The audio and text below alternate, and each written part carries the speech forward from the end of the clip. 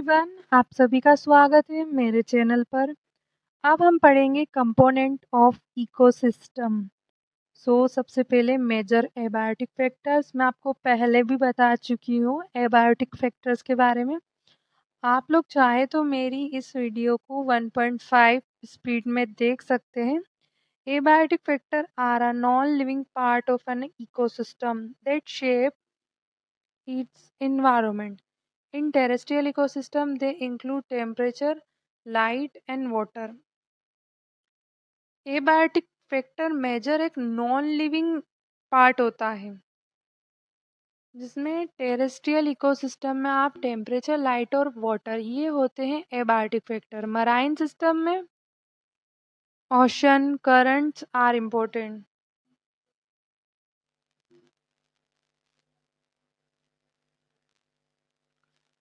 High और low temperature causes inactivity and death of organism.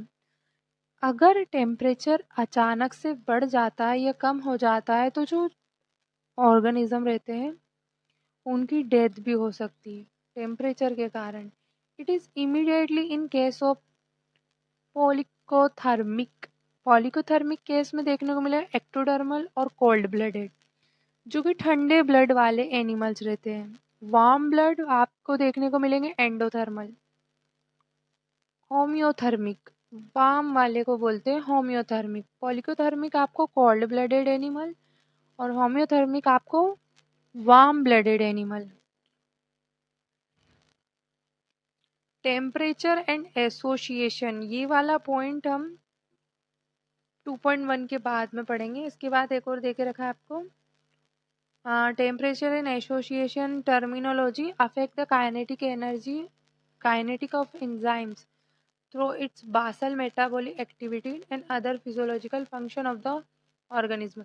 Level of thermal tolerance, अगर आपसे पूछेगा वो थर्मल टॉलरेंस जोग्राफिकल के बारे में, तो पहले एक होते हैं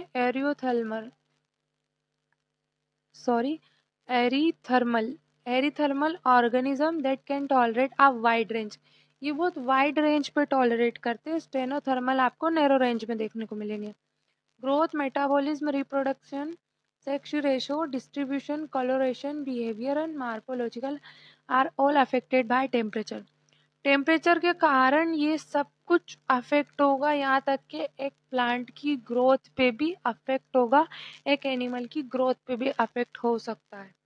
इकोसिस्टम एबायोटिक कंपोनेंट और बायोटिक कंपोनेंट से मिलके बनता है। ये वाला जो डायग्राम है आप चाहो तो आपके मेंस के नोट्स में भी आप नोट डाउन कर सकते हो। एबायोटिक कंपोनेंट आपको देखने को मिलेंगे inorganic water, salt, gases, organic protein, carbohydrate, lipids, urea, humans, light, temperature, air, atmospheric pressure, humidity, soil, ये फिजिकल एबायोटिक कंपोनेंट है। एंड बायोटिक कंपोनेंट आपको देखने को मिलेंगे प्रोड्यूसर्स, कंज्यूमर और डिकम्पोजर्स। कंपोजर में आपको प्राइमरी, सेकेंडरी और टर्शियरी देखने को मिलेगा और हाईएस्ट कार्निवोरस। याद रखना कंज्यूमर से ये सीरीज स्टार्ट होती है तो टॉप कार्निवोरस तक जाती है। वाटर एंड एसोसिएशन टर्मिनोलॉजी, कुछ यहाँ वाटर से रिलेटेड टर्मिनोलॉजी दे के रखी है। सबसे पहले हाइड्रोफाइट्स, वो प्लांट्स होते हैं जो एक्वाटिक वाटर हैबिटेट होते हैं, are called hydrophytes. They possesses aerenchyma रहती है इनमें, एरेनकाइमा सेल और एरेनकाइमा है, और एयर स्टोरिंग, जो कि हमारी पेरेनकाइमा सपोर्ट देती है वाटर को एयर स्टोर करके।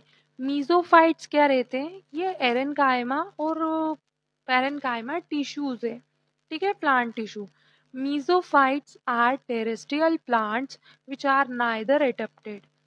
Mesophytes जमीनी प्लांट है जो कि एडेप्टेड नहीं होते, पर्टिकुलर ड्राई में नहीं होते, नॉर पर्टिकुलर वेट इन्वायरमेंट। सूखा कहते हैं ना, रूखा सूखे में ये एडप्ट नहीं होते हैं, तो इनको मेसोफाइट कहते हैं। जीरोफाइट्स या जीरोफेटिक बोल दो आप, ये ड्राई एरियाज में रहते हैं। They develops modification to increase water adaptation.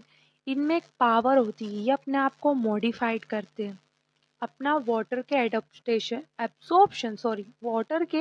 Absorption को बढ़ा लेते हैं, वाटर स्टोर करके रख लेते हैं। इनमें रिड्यूस होता है ट्रांसपिरेशन। कहते हैं ना कैक्टस वगैरह, desert plant are the example of xerophytic halophytes. Salt level बहुत ज़्यादा होता है, सॉइल में ग्रो होते हैं, वाटर की सैलिनिटी बहुत हाई होती है। मैंग्रोव, स्वम, मार्शेस, सी हॉर, सेलाइन सेमी डेजर्ट। देखो यूपीएससी चाहे तो हमसे ये क्वेश्चन कर सकता है, बताओ इनमें से कितने पौधे हेलोफाइट्स हैं। ऑप्शन में सभी दे देगा, mangrove, swamps, marshes, sea horse, saline, semi desert, most of. So आपको लगाना पड़ेगा only one, only four, only two, only three. तो आप क्या लगाओगे, ओनली फोर। आपको चार ऑप्शन मिले तो आप चार लगा के आना। ठीक है, ऐसे क्वेश्चन आ रहे हैं बेसिकली। अब देखो एक चीज और देखो, ये पॉइंट हमने नहीं पढ़ा कि certain animal of the dry area, जो कि जैसे कि डेजर्ट लाइक ऑस्ट्रेलिया या थार। अब देखो यहाँ क्या लिखा है, सर्टेन एनिमल, ऊपर का पॉइंट्स जो है, certain animal of the dry area do not drink water at all. कुछ एनिमल्स जो रहते हैं ना, वो ड्राई एरिया में जो रहते हैं वाटर इतना नहीं पीते हैं, जैसे कि कंगारू और रेट। ठीक है, फिर से इधर आओ, हेलोफाइट्स में और haline are organism that can tolerate a wide range of salinity. अब इसमें भी दो तरीके के होते हैं, सैलिनिटी की बात करते हैं। Stenohaline are organism there are restricted to narrow range. Steno है तो नैरो है, एरो है तो वाइड है। फिनोमेटोफोरस, ये भी अगेन इंपॉर्टेंट क्वेश्चन है। फिनोमेटोफोर्स जो होती है, एक रूट रहती है, lateral root that extend out of the surface of the water। कुछ सरफेस पे आपको देखने को मिलेगी आउट होती हुई, फैसिलिटेट, ये ऑक्सीजन का बेसिकली एक्सचेंज करवाती है और कार्बन डाइऑक्साइड का। Root submerged in water, they are specialised aerial root, मतलब ये जमीनी हिस्से से बाहर निकली हुई रूट हो सकती है। इसमें ऑक्सीजन की रिक्वायरमेंट होती है एडेप्टेशन करने में। कैटाड्रोमस, कैटाड्रोमस ऐसी स्पीशीज है जो सी वाटर में बोर्न होती है और अपनी लाइफ ज़्यादातर फ्रेश वाटर में रहती है और कहाँ चली जाती है, रिटर्न सी वाटर स्वाम। अब देखो इसका उल्टा कर दो, एंड्रोमोस, ये फ्रेश वाटर में तो होती है, स्पेंड करती है अपनी लाइफ सी वाटर में, अब रिटर्न कहाँ चली जाती है, लेकिन ये वापस फ्रेश वाटर में चली जाती है, जैसे कैटाड्रोमस चली जाती है। 1.3 में आपको देखने को मिलेगा एक और स्पीशीज बच गई, sciophytes, plants which are adapted to live under low light condition. देखो लो लाइट कंडीशन में जो पौधा एडेप्टेशन दिखा जाता है उसको स्केओफाइट्स बोलते हैं। Herbs sciophytes form the under storey of a forest. Forest में यार देखो पेड़ अपनी लीव से पूरा फॉरेस्ट कवर कर लेते हैं। कुछ कुछ प्लांट्स में बहुत कम सनलाइट आती है, तो वहां पर जो एडेप्टेशन देखने को मिलेगा तो वो स्केयोफाइट्स है। अब देखो जोन तो मैं पढ़ाऊंगी, पहले आप लाइट के बारे में देख लो। पहले लाइट क्या है, regarding animals daily rhythm, breeding, pigmentation, reproduction. Diurnal, diurnal क्या होते हैं, देखो डे टाइम में जो एक्टिव दिखाता है एनिमल उनको बोलते हैं diurnal. Nocturnal, night time. Auroral, early morning birds like animal. Vesperal, dusk और सनसेट, जब हमारा सूरज सनसेट पे आ जाता है जब ये एक्टिव होते हैं। Photosynthesis, growth, transpiration, germination, pigmentation, movement, photoperiodism are all light based. Photosynthesis होगा तो लाइट लगेगी, ग्रोथ होगी तो लाइट लगेगी, सब चीजों में लाइट लगेगी।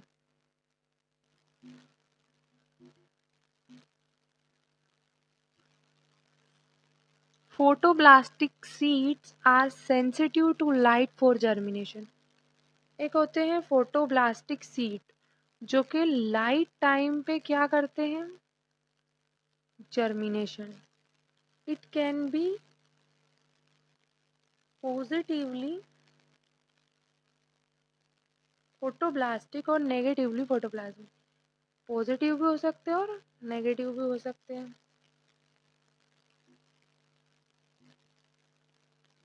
दो ही तरीके के हो सकते हैं। फोटोनेस्टी फ्लावर ओपन और close response to light and darkness. देखो लाइट आ गई तो ओपन हो गए, लाइट गई यानी डार्कनेस तो ये क्लोज हो गए। नाइसिटिनेस्टी, नाइसिटिनेस्टी, ये अपनी पत्तियां को मोड़ लेते हैं डार्कनेस में, यानी अंधेरा हो गया पत्तियां मुड़ गई। Photomorphogenesis, differentiation of variation tissue and organ response to light. इसके टिश्यू और ऑर्गन में क्या होता है, बहुत सारे changes. Halophytes plant under sunlight, halophyte जैसे बनियान ट्री। हेलियोफाइट, ये देख लो रूफ ऑफ द फॉरेस्ट। देखो विंटर माइग्रेशन समझना, ये जो देखे रखा है विंटर माइग्रेशन, इसमें क्या होता है कि 1000 ऑफ स्पीशीज रहती है, हमें पता है। Birds, reptile and even insect participate in winter migration. Winter के टाइम ये सब पार्टिसिपेट करते हैं, अपना खाना ढूंढते हैं, वार्म टेम्परेचर देखते हैं। तो animal that do not hibernate, जो हाइबरनेट नहीं कर सकते, वो अपना माइग्रेशन करवा लेते हैं। कहाँ पे, केलोदो नेशनल पार्क, भरतपुर, याद रखना राजस्थान का है। 1000 ऑफ, मतलब आप साइबेरिया से कहाँ आ जाएंगी विंटर मंथ में, राजस्थान। साइबेरिया से यहाँ आ जाएगी माइग्रेट होके बर्ड्स। अपनी जगह छोड़ देते ना, वहाँ के टेम्परेचर को मेंटेनेंस नहीं कर पाते तो।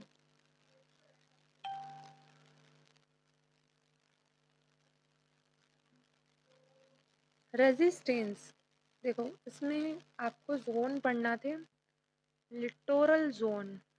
देखो littoral zone, it is the shallow coastal region where light can pass through shallow water and reach the bottom। मतलब ऐसी जगह जहाँ परछाइयाँ दिखती है ना, वहां से स्टार्टिंग।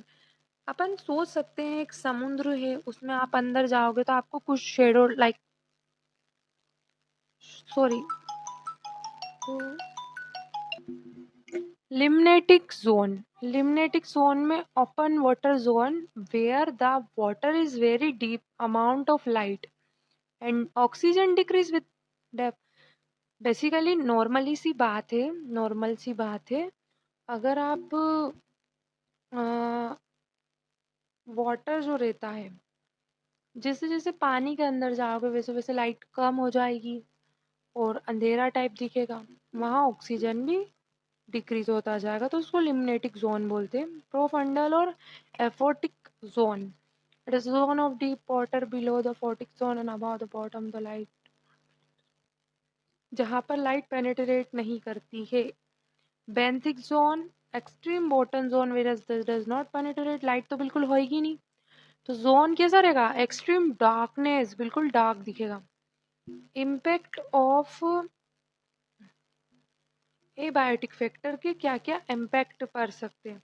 देखो यार अभी बताया विंटर माइग्रेशन कैसे होता है, तो ये वाला इम्पैक्ट पढ़ो। रेगुलेशन क्या होता है, हेमियोस्टेसिस जो अपनी कंडीशन को मेंटेनेंस करता है, बैलेंस करता है। Animal organ and organ system constantly adjust to internal and external changes in order to maintain the steady state. मतलब अपने आप को मेंटेनेंस करना बिल्कुल अपने ऑर्गन के साथ। Osmo regulation is the process of maintaining salt and water balance, salt को भी बैलेंस करना, वाटर को भी, जिसको हम ऑस्मोटिक बैलेंस बोलते हैं, across membrane within the body।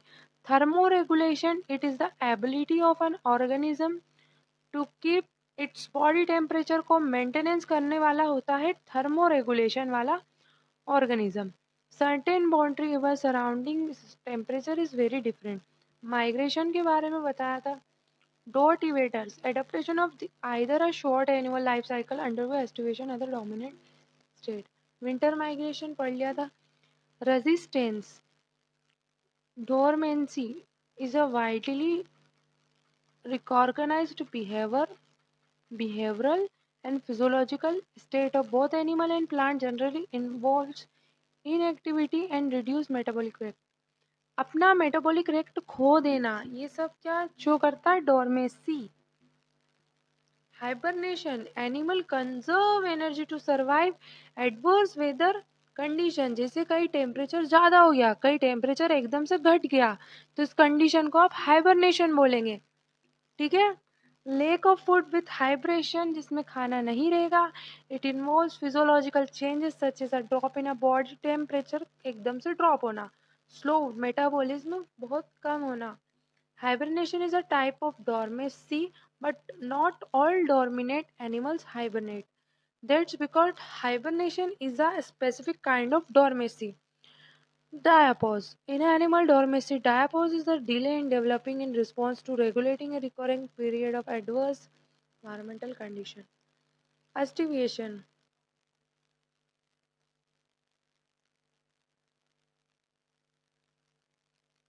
Animal estivate to avoid dissociation. It is a lighter state of dormancy since they can reserve their physiological state and return to normal. वापिस normal state में आना animal का, डोरमेसी कम होके. The main concern of estivation organism is retaining water and conservation by stabilize their body organ and cell को वापस stabilizing करना. ठीक है, कहते हैं ना रिकवरी होना. Brumation. Brumation, it is a state of dormancy in a reptile that resemble hibernation. Reptiles undergo brumation during the late stage of autumn. Autumn पतझड़ का मौसम, जब आपको brumation, they can back up only to drink water. Water पीने के लिए उठने वाले एनिमल्स को कहेंगे ब्रूमिनेशन करते हैं ऑटम के सीजन में. And they go back to sleep, sleep के लिए वापस चले जाते हैं. लेजर्ड तो आपने देख रखी होगी, बहुत तरीके के आपको रेप्टाइल्स देखने को मिलेंगे, like snake, lizard. Most important, चलिए अभी आपको एक पूरा व्यू करवा देती हूँ. मोस्ट इम्पोर्टेंट इकोलॉजिकल प्रोसेस क्या होती है. देखो, इकोलॉजी में आ गया तो इकोलॉजी की प्रोसेस तो करेगा. देखो, evolution, adaptation, variation, speciation, mutation, natural selection, extension. देखो, इवोल्यूशन, नई स्पीशीज का आना. It's happen in order to make organism better suitable to the present environment. जो इन्वायरमेंट अच्छे से जिस स्पीशीज को सूट हो रहा है उसका एडेप्टेशन हो रहा है, वो नई स्पीशीज है. Charles Darwin and Alfred Wallace propounded most acceptable theory of evolution. इन दोनों ने क्या मिलके दी थी? इवोल्यूशन की थ्योरी. एडेप्टेशन, अपने आप को एडेप्ट करना, सर्वाइव करना ऐसे इन्वायरमेंट में जहाँ आपने एडेप्टेशन ले लिया. Inherited from one generation to another generation. One generation to another generation, इसको कहेंगे एडेप्टेशन. हम इस जनरेशन में तो अगले जनरेशन में भी एडेप्ट होंगे. Variation are include by changes in genetic makeup due to addition और डिलीशन ऑफ सर्टेन जीन. यार देखो, जीन रहते ना, AGTC, अगर इनमें एक में भी डिलेशन हो गया ना तो उनका पूरी वेरिएशन चेंजेस आ जाएंगे. वो चेंजेस इसे ही वेरिएशन बोलते हैं. Mutation, change in climate, geographical various induce variation over a period. Speciation क्या होना है? स्पेशियन क्या होना है? Speciation is the process by which new species are formed. नई स्पीशीज का जनरेशन होना. And evolution is the mechanism by which speciation is brought about. Evolution mechanism से के द्वारा आपको स्पेशिएशन लाया गया है. Geographical isolation led to speciation. बहुत सारी पॉपुलेशन में स्पीशीज रहती है, जैसे कि डिफरेंट पॉपुलेशन स्पीशीज की. सम ज्योग्राफिक बैरियर जैसे माउंटेन, ओशन, रिवर पे आपको देखने को मिलेगी. Mutation is a change in genetic material, जैसे कि error in replication of DNA में एरर आना. New gene to arise in population. Mutation में आपको जैसे कि डीएनए में बहुत सारी प्रोसेस होती है। रिप्लिकेशन, एक रिप्लिकेशन होती है जिसमें अगर एरर आ गया तो आपको म्यूटेशन देखने को मिलेगा। New gene to arise in a population, एक नया जीन का आरंभ होने जाएगा। Member of the same species show variation and are not identical. Same species क्या करती है, वेरिएशन चेंजेस शो करती है लेकिन आइडेंटिकल नहीं होती। नेचुरल सिलेक्शन, देखो म्यूटेशन पता लग गया। नेचुरल सिलेक्शन का मैकेनिज्म किसने दिया था, डार्विन एंड बैलेंस ने। नेचुरल सिलेक्शन ऐसी प्रोसेस है जहाँ पर स्पीशीज एडप्ट करते हैं एनवायरनमेंट के according. Extinction is the termination of a kind of organism of a group of a kind taxon. ठीक है, एक्सटेंड होना, कुछ स्पीशीज ऐसी है जो खत्म हो जाते हैं जिसको कहते हैं death of the last individual. जिससे कि एक एग्जांपल देती हूँ, एक लॉयन है, अगर वो लॉयन एशियाटिक है और वो लास्ट है और वो खत्म हो गया तो इसको बोलेंगे एक्सटिंक्शन। वो विलुप्त हो गया, यानी वो जो था उसकी डेथ हो गई और वो लास्ट इंडिविजुअल था उसके टैक्सन के, तो वो खत्म है।